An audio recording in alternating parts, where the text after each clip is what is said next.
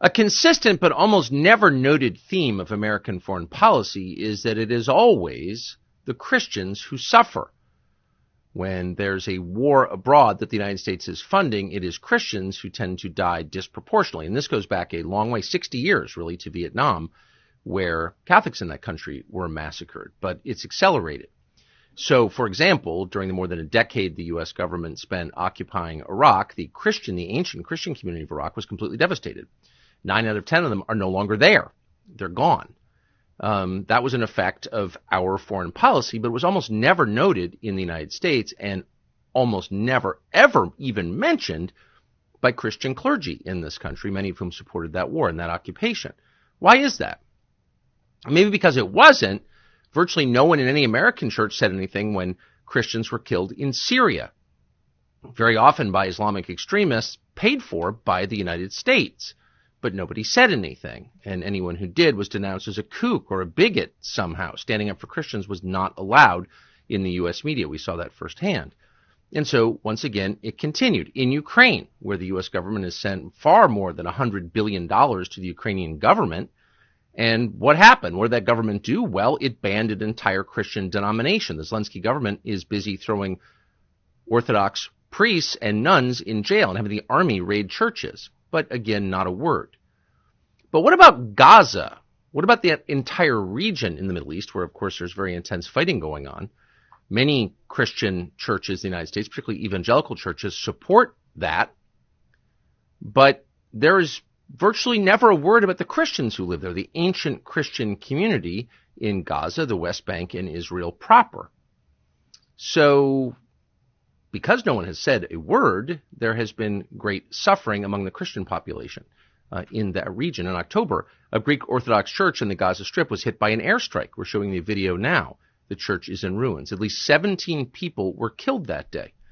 And again, that was hardly the first time that fighting in that region killed Christians. You'll remember the Church of the Nativity in Bethlehem almost 20 years ago, where a clergyman was killed in the church with American weapons, and Christian clergy in our country said nothing. And you may be asking yourself, well, wait a second. If Christian leaders won't stand up for the lives of Christians, why have them in the first place? And that's probably a good question.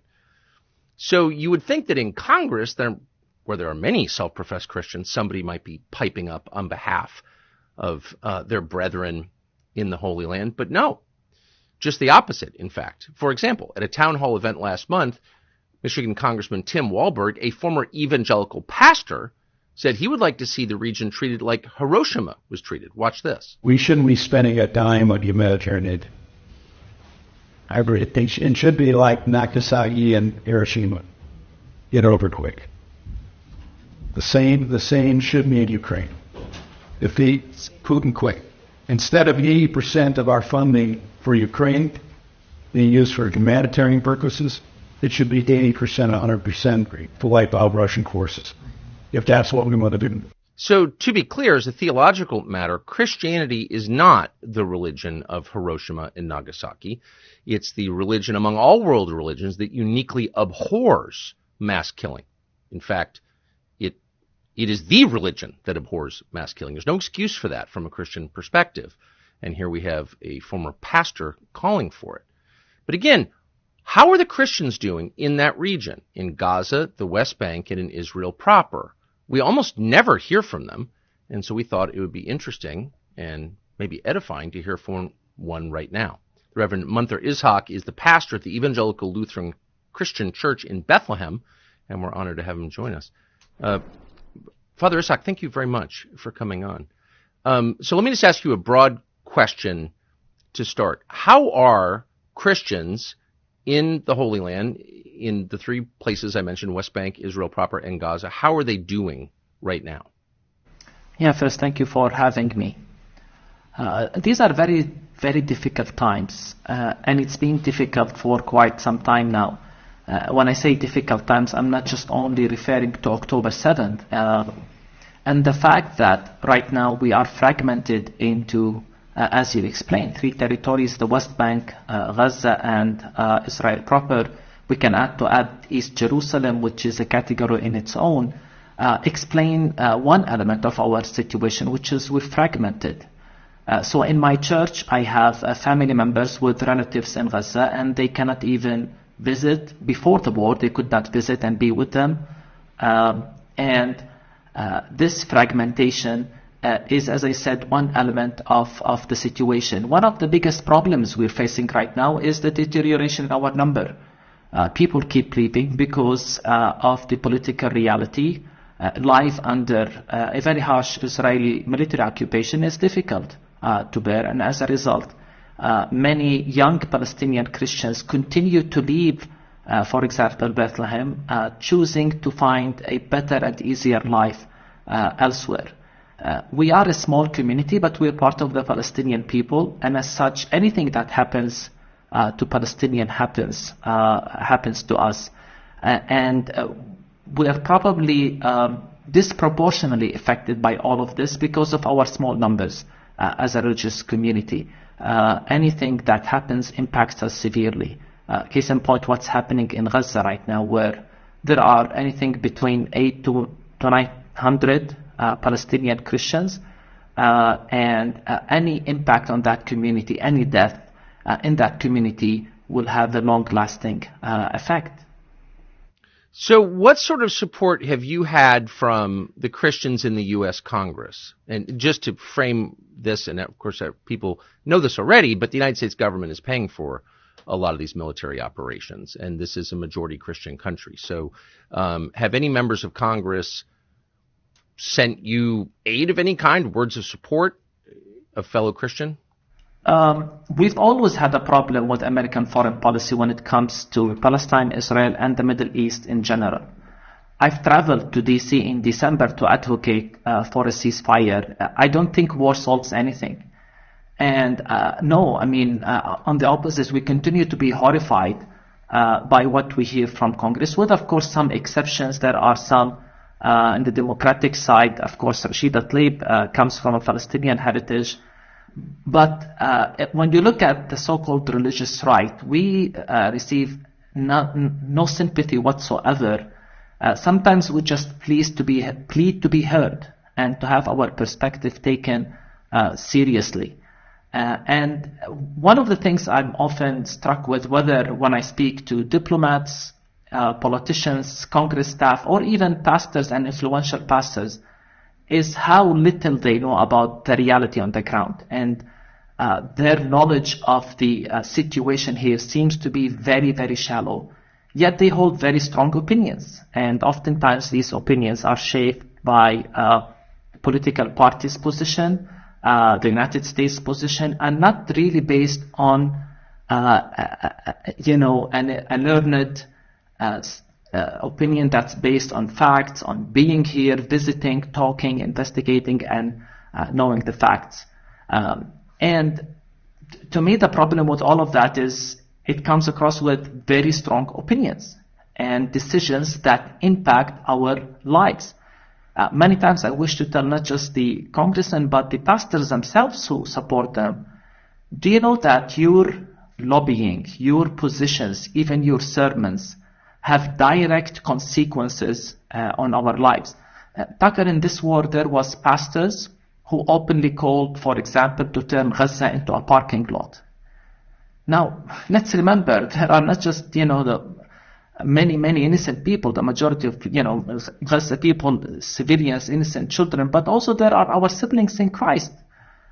We have relatives and friends in Gaza, and here you have a pastor with influence, calling for the total destruction of Gaza. And you definitely, you heard in the beginning the segment from Congressman Wahlberg, who is previously a pastor, went to prestigious evangelical institutes, and it makes us wonder, this obsession with love and with war, this obsession with war and violence, it's the antithesis of everything that Jesus taught.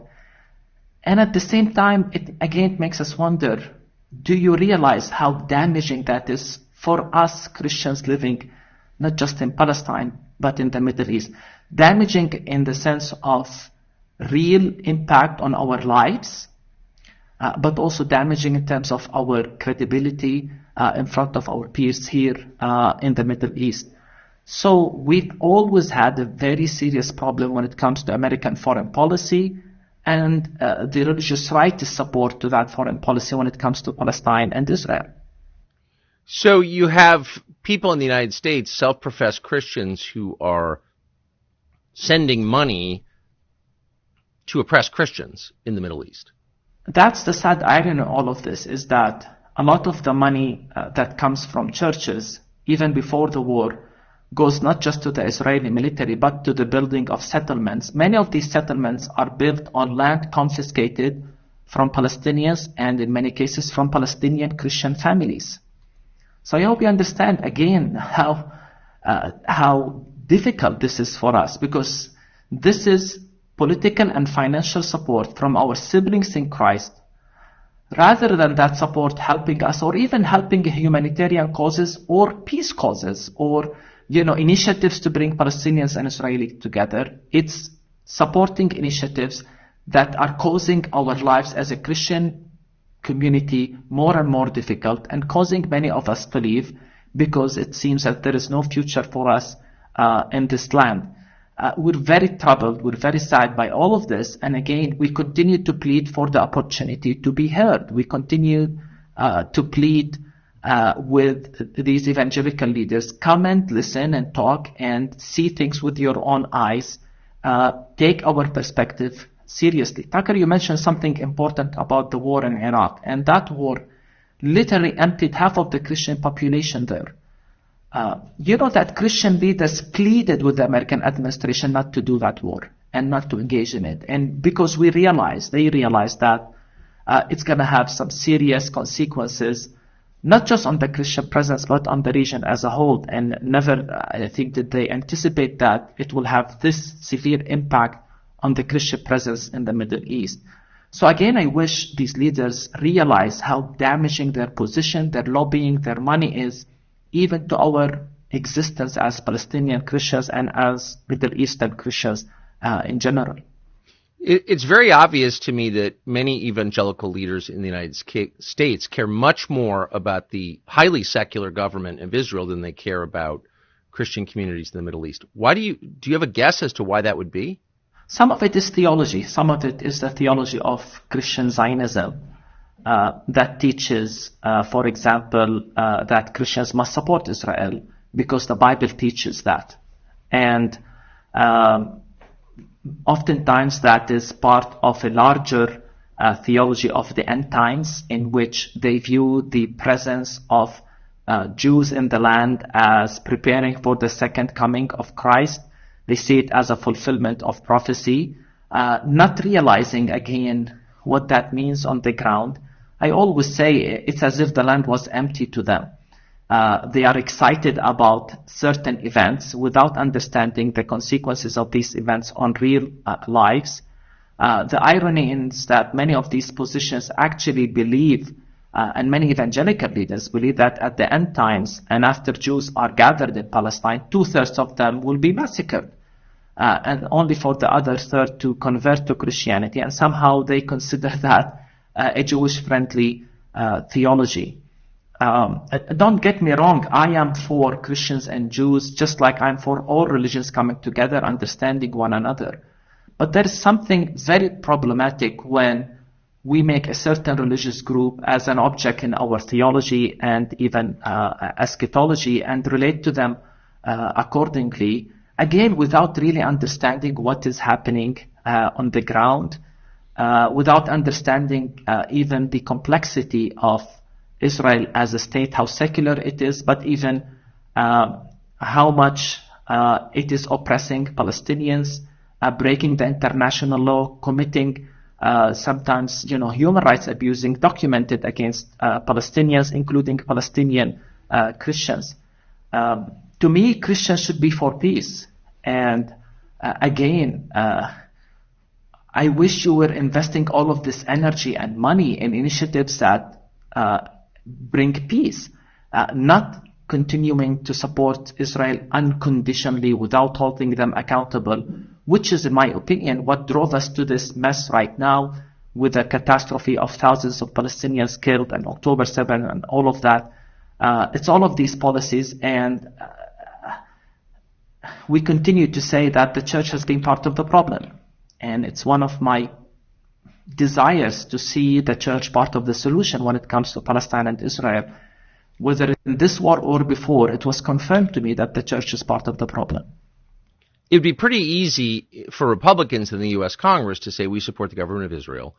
But if you touch a single Christian, harm a single church, prevent any Christian from practicing his religion, you're done. Not a single dollar will come from the U.S. Congress for you. That doesn't seem hard. I have to ask specifically about the church in Gaza that was damaged in an airstrike. Who did that? What do we know about that? So there were several incidents when it comes to the Christian community in Gaza. And first, let's just explain that the majority of them live at the heart of Gaza and in Gaza city itself. And since the war broke, they all chose to hide and take refuge in the two major churches, the Orthodox and the Catholic. There's also a small Baptist church, which was also damaged by the bombing, by the way, but nobody was hiding there. And they chose to be there thinking that we don't want to become refugees in the south with the unknown facing us.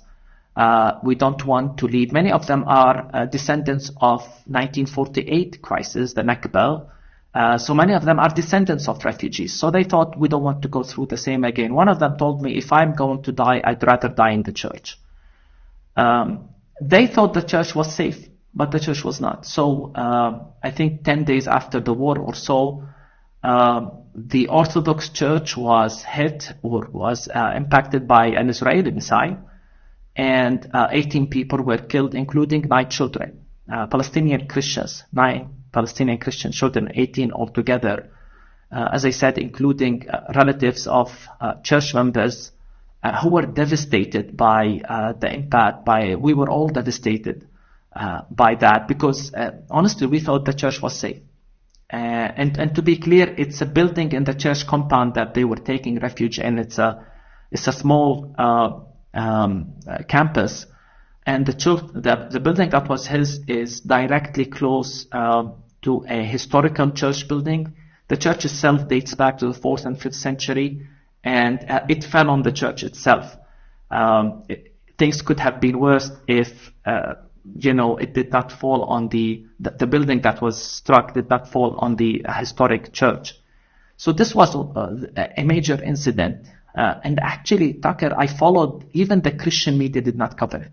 Many Christian media outlets did not give it, and this shows that American Christian support to Christians is actually conditioned by where you stand on the political spectrum. It's not as if, so if Christians were hit or targeted or persecuted by someone who's not an ally, then you will see an outrage. But because Israel is an ally to America, no one cares about Christians being targeted. In fact, in the Catholic Church, 2 elderly women were killed by snipers, by Israeli snipers. And the Catholic Church talked about it. There were statements, official statements from the Patriarch, saying that it was Israeli snipers who killed the 2 women in the vicinity of the church, in front of the church. They were leaving the church to go from one building to the other. They were killed, shot, and when people tried to rescue them, they were also shot at, and 7 were wounded. This happened again. And how can this be a mistake, Tucker? That's our question, because they were in the middle of the church. And to add to all of this already tragic situation, those people in Gaza we talked to, almost all of them told us that their homes have already been destroyed by the bombing, by the Israeli bombings. So now, if they survive this war, and it's a big if, we hope they do, there's nowhere left for them to go. Where will they end? I mean, they're begging us, can you get us out? Of course, we're helpless here. What can we do other than pray and try to send some financial support to them so that they can buy food? And right now, they're telling us their biggest problem is starvation. They're literally starving. And many of them died for lack of medical care. So in Gaza right now, if you get sick, chances are very high you can survive it, because there is no medicine, no medical care. especially among the elderly. And so around 4 or 5 of our Palestinian Christian community inside the church died because of sickness, most likely because there is no medical attention or medicine whatsoever. You can go to a hospital. It's literally hell on earth for them right now, even for those hiding inside the two churches. I'm confused. Why wouldn't Christians in Gaza, cowering in their church and dying of curable illnesses, be allowed to travel into Israel? Why wouldn't they be allowed to leave? Why would they be held there? I mean, they're Christians. They're not a threat to anyone. No, but this is the nature of the siege. The siege has been there since 2007. It's collective punishment against all Palestinians. I think this is one of the misconceptions that Israel as if favors Christians against Muslims. No, Israel looks at us as Palestinians. And I want to draw attention to, even 2 years ago in the West Bank when Palestinian Christian journalist Shireen Abu Akleh, who's also an American citizen, was shot dead by Israeli forces, and no one was held accountable. So Palestinian Christians suffer from everything under this brutal occupation, whether in Gaza, which is more difficult than here in the West Bank, but even here in the West Bank, we go through everything from land confiscation to the restrictions. And so that Christian community in Gaza right now is stuck inside. They can't leave. No one can leave Gaza right now unless, you have some sort of arrangement with the Egyptian government in Rafah. But as I said, the majority of Christians have decided to stay in the city of Gaza. So this goes back to the fragmentation I mentioned. Remember, I said we have relatives of our church members in Gaza. Well, they haven't seen each other for a while now because you need a permit from the Israeli military, even as a Christian, to travel from one place to the other. Tucker, we're talking to you from Bethlehem, and Jerusalem is literally 15 minutes away from here. I can walk to Jerusalem in 30 minutes. I can be at the old city of Jerusalem in probably 40 minutes walk. I can't get there, even as a clergy. I don't have a permit, and I need a permit that we get from the Israeli military as Palestinians to go from one place to the other. So for me as a clergy from Bethlehem, I cannot even go to Jerusalem. This is our reality today. As a minister, so it's just hard to believe we would send any money to a government that would do something like that to Christians. So let me just ask, having been to Bethlehem, I was surprised by how hard it was to get there, and surprised, honestly, by how shabby it was. And I was surprised because I think millions of Christian pilgrims from the West go there every year because, of course, that's the birthplace of Christ, and the Church of the Nativity is there. So why isn't Bethlehem the recipient of aid from Christian groups in the West? Or more aid, enough aid? We do receive some aid, but it's not enough. And by the way, it's nothing in comparison to the aid Israel receives. That's the interesting part in all of this. And I would love to reach a point in which we don't actually need any aid. If Bethlehem was open to the world, we can flourish as a community, not just from tourism and obviously the pilgrimage. The Palestinian people are very creative, very, talented. We can do much if we have the opportunity to flourish as a community. But you there's something important because we as Palestinian Christians, I think, rely too much on tourism and on welcoming pilgrimage. Before COVID, we had record numbers of pilgrims staying in Bethlehem. The economy was, especially in Bethlehem, was really going up. But then COVID hit us, and now this war hit us, and I'm not sure it's going to be very easy for us to survive. And when it comes to support, not just I wish to reach the point where we don't need support because Bethlehem is open to the world. I want to emphasize that the biggest support right now that we're asking for is not financial, but on political advocacy for peace and for a solution, whether it be a two-state solution or any other solution. We will not survive as a Christian community if the situation of Palestinians in general is not solved. And since the creation of Israel, we've been under the occupation, under different phases of that occupation. And the current status quo, as this Gaza war has proven, is not sustainable at all.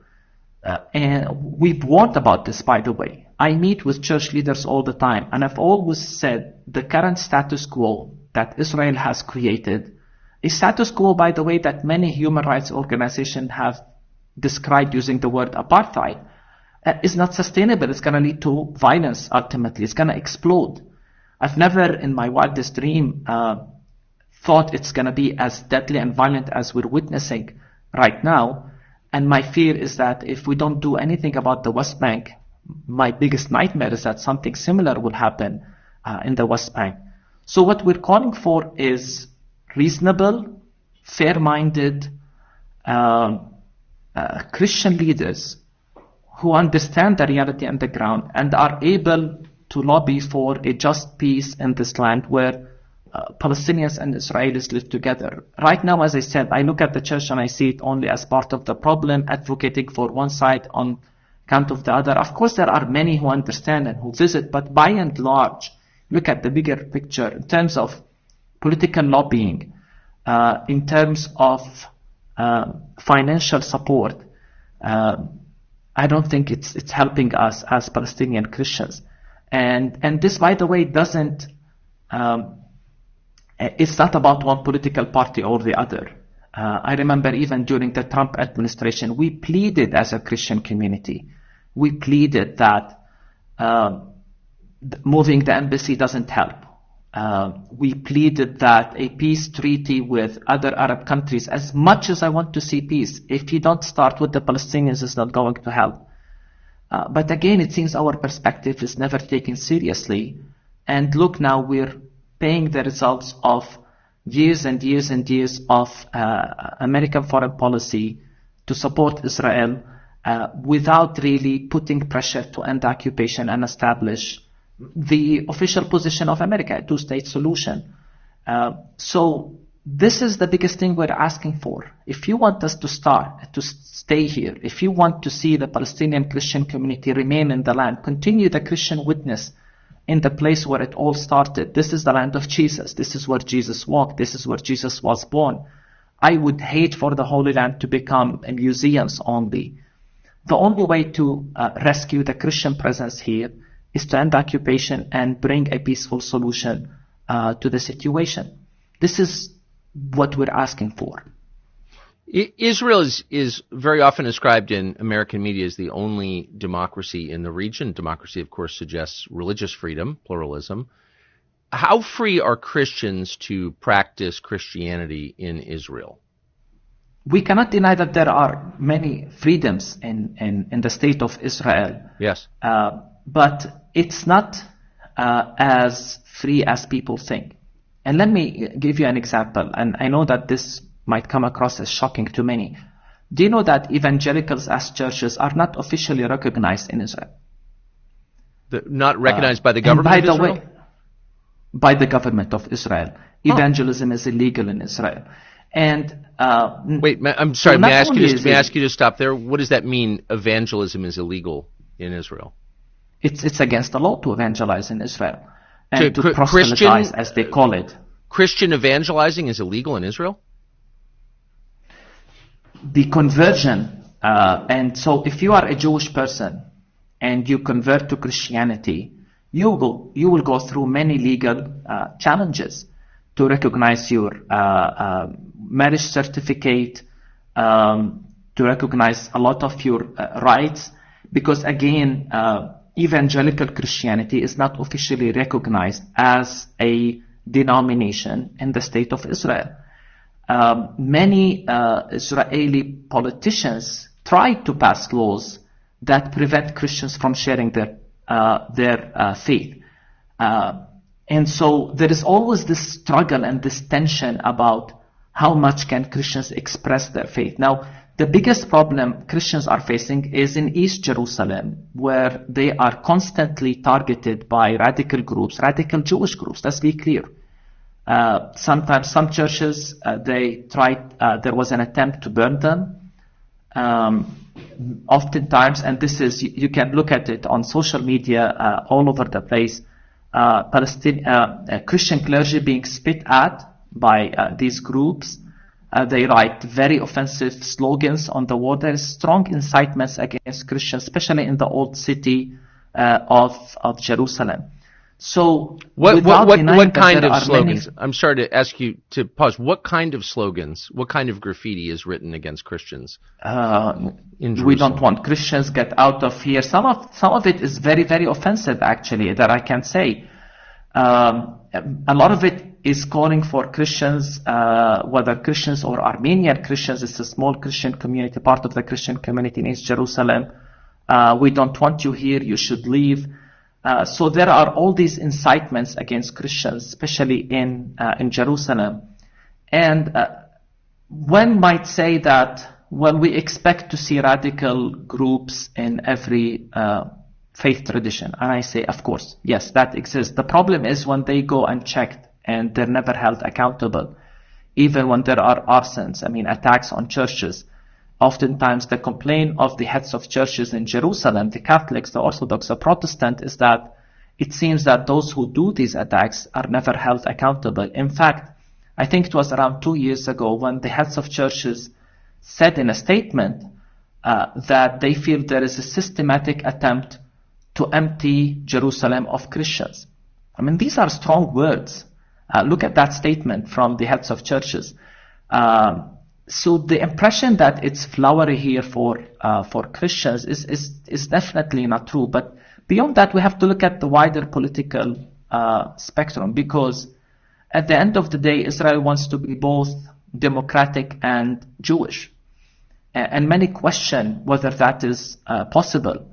And that's why, as I said, even Israeli human rights organizations have called out the policies and discrimination policies of Israel. The nation state law, for example, states, this is a law that was passed by the Knesset. It states that the right for self-determination in the state of Israel is exclusive to the Jewish people only. So this is a law that was passed by the Knesset that makes Jews superior in the state of Israel, because they are the only one, they have exclusively the right for self-determination. So whether it's on incitement against Christians in Jerusalem, whether it's in the fact that not all Christian churches are recognized, or whether it's the structure of the state of Israel as a whole, many have pointed that it's not really fully as flowery as people think, where there is just full freedom, especially freedom of religion. And even in this war, we've seen academics targeted. We've seen social media being monitored by the Israeli government against Israeli citizenship, what you can say and what you cannot say. And if you say anything, just that, for example, what happened on October 7th, you could be put in jail. I'm not saying I support what happened on October 7th. I'm saying that even Israel now is targeting and monitoring the social media, and many of the Palestinian citizens of Israel, because many people forget that 20% of the citizens of Israel are actually Palestinians, 20% or so. So they're afraid to even speak out and say anything, even that sounds that has sympathy with the people of Gaza, because they feel they will be targeted or they might lose their jobs. Again, I invite people to come and listen to stories and understand what's happening. Talk to church leaders. Talk to church leaders in Jerusalem about the challenges and difficulties they are facing right now, before the war or during the war in Jerusalem. So the Speaker of the House in the United States, third in line to the president, third most powerful person in our political structure, is a self-described evangelical Christian and a supporter of the government of Israel. And I would be interested in asking him what he thinks of the fact that Israelis who convert to Christianity have fewer rights. I don't know if he knows that. But he has said that he supports Israel for theological reasons, the ones that you described, that Christians have a moral duty to support the government of Israel because Scripture tells them so. Is there any place in the Old or New Testaments that suggests or commands Christians to support the modern government, the secular government of Israel? Where does that come from? I haven't read that.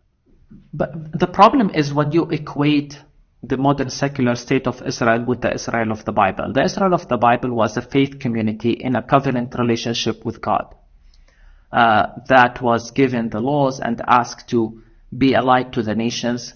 And through that nation, we as Christians believe Jesus came as a savior to the world. The problem begins when you compare or when you equate the modern secular state of Israel, a political entity birthed in the 20th century, with the people of Israel in the Bible. And this takes the question, which is a theological question of the chosen people, into something that I call the chosen state. The Bible doesn't talk about a chosen state. And to me, the biggest problem again is when we give special treatment to any people group, give privileges to any people group.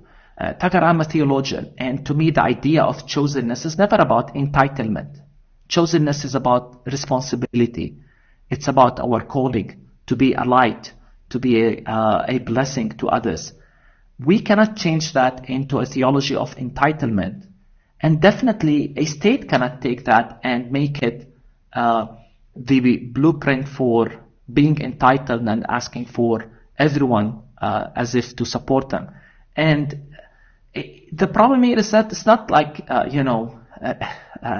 it's the Christians who are saying this. It's the Christian pastors who are saying we are called to bless Israel. Because when you mentioned Mike Johnson, he said when he became House Speaker that as Christians the Bible tells us we should support Israel.